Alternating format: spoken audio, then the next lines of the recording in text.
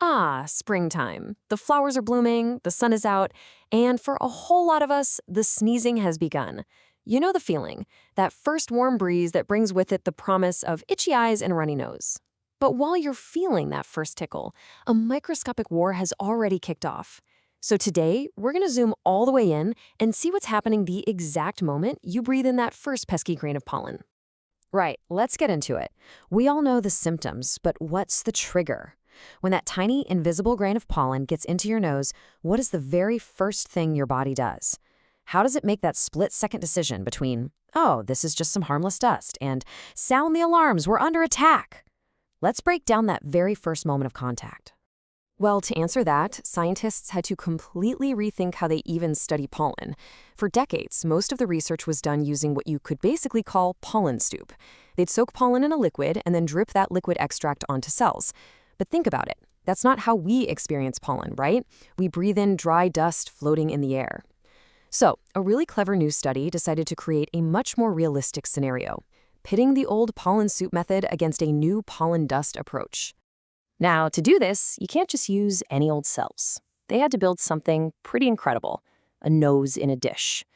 Seriously, they took primary human nasal cells and grew them into this complex, layered culture that perfectly mimics the real lining of your nose. It even has its own mucus and those tiny little sweeping hairs. It's about as close as you can get to the real thing without, being an actual nose. And here's where it gets really interesting.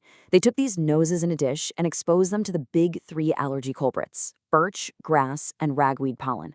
But they did it in three different ways. You can see here you've got the old school extract method at the bottom, then a suspension with whole pollen floating in liquid, and right at the top, the star of the show, a fine aerosol of dry pollen dust, just like in real life. So how on earth did they create this perfectly realistic pollen cloud? Well, they used this amazing device you could call a pollen dusting machine. They load a super precise amount of dry pollen, give it a little puff of air, and poof, a perfect little cloud of pollen dust forms and then settles gently and evenly onto the nasal cells. It's the perfect imitation of you walking through a park on a spring day.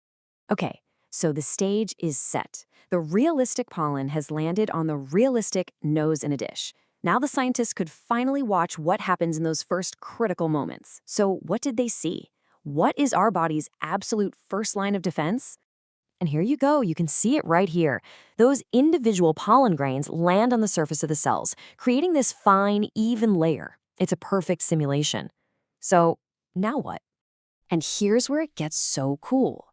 The cells don't just passively accept this. Not at all. Almost immediately, they launch a physical counterattack. They don't panic, they just get to work. This whole operation has a name: mucociliary clearance. And it's a beautiful two-part system. First, the cells crank out mucus to trap and totally immobilize the pollen grains. Then, these thousands of tiny, hair-like things called cilia, all beating together like perfect little oars, start to sweep the mucus-trapped pollen away. They even measured it moving at about 0.8 micrometers per second. It's like a slow and steady cleaning crew for your nose. Now this right here is probably one of the biggest surprises of the whole study. For years, that pollen soup method made it look like allergens literally dissolved the connections between our cells, like they were breaking down the security wall of your nose.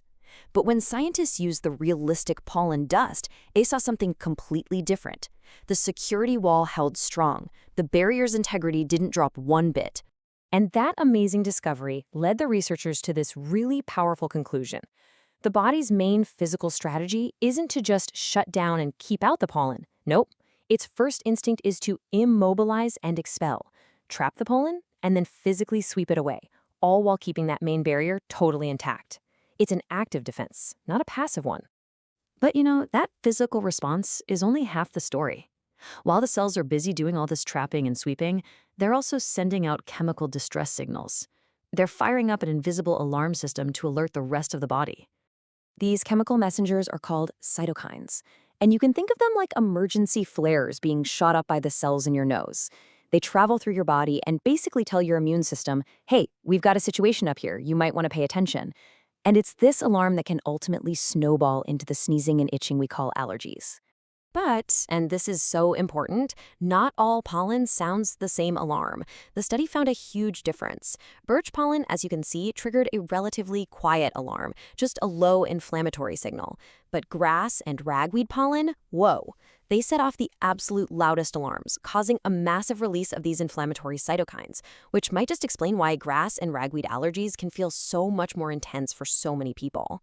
Okay, so we've got a physical trap and sweep, and we've got a chemical alarm system. But why does understanding these first few moments in a lab dish matter so much in the real world? Well, because this is it. This is ground zero. This is the very first spark that can ignite a full-blown allergy.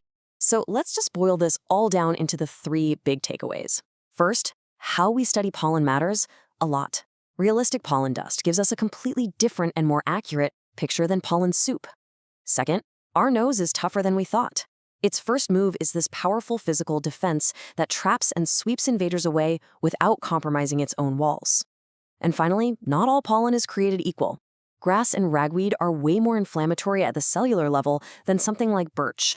This incredible research gives us this unprecedented peek at the very first whisper of an allergic reaction. And it leaves us with this really provocative question for the future. Now that we can see precisely how that alarm starts, can we develop new ways to get in there and maybe, just maybe, silence it before it ever gets the chance to shout?